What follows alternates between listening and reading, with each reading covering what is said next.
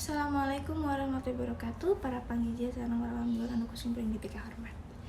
Puji sinareng syukur hayu urang sami saya panjatkeun kehadirat Allah Subhanahu wa taala anu parantos ngamparinan ka urang sadaya nikmat kesehatan sinareng kasempatan sehingga urang tiasa patepung lawung paamprok jonghok patepang larai dina ieu kasempatan kalayan dina kawilujenganana.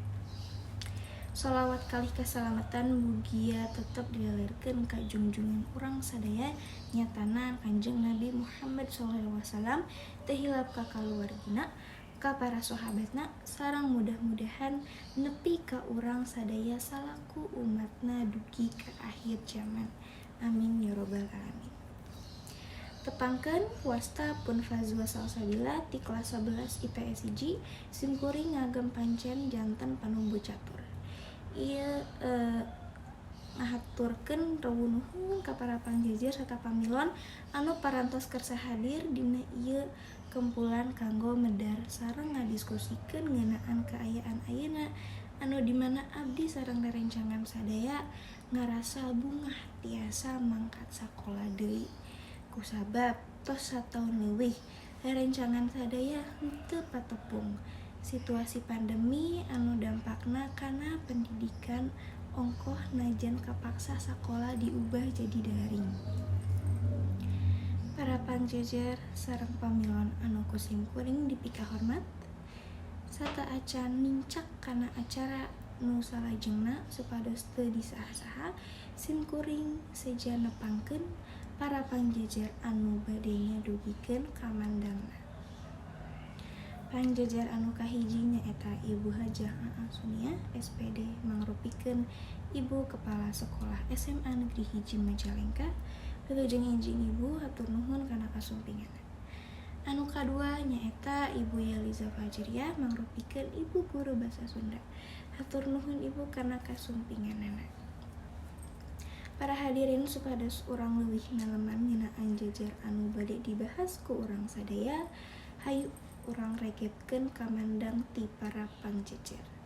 Sumangga Ibu Kepala Sekolah nganggo ngadugikeun kumandangna.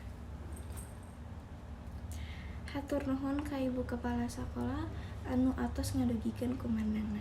Saeka cida non rupi anu didugikeunna saalitna parantos muka pandangan urang sadaya ngeunaan pendidikan ayeuna anu rada kahambat kusabab pandemi. Nurutkeun mantena diajar tatap muka kacida pentingna karasa butuhna sabab urang diajar daring nyieun kurang fokus kana materi pangajaran. Kumargi kitu, hayu urang lajengkeun wae ieu sawala anu salajengna ka Ibu Yeliza Fajriah dihaturanan kanggo ngadugikeun kamandangna. Hatur nuhun ka Ibu Yeliza anu atos ngadugikeun kamandangna. Nurutkeun mantena ayeuna sakola tatap muka teh ngagaduhan kaleuwihan anu karasa ku urang sareng rerencangan salaku siswa. Kaleuwihanna nyaeta pangajaran tiasa langkung efektif dibandingkeun daring. Sabab lamun mangkat ka sakola mah leuwih semangat dina aktivitas teh beda mun sakola jarak jauh mah seueurna barudak poho atawa ngaengkekeun tugas. Teu karaos ieu acara teh parantos rengse. Alhamdulillah ieu acara teh ti kawit dugi ka rengsena parantos kalaksanakeun kalayan lancar ku kituna hayu urang sasarengan nutup ieu acara ku maosan hamdalah sasarengan. Alhamdulillahirabbil alamin.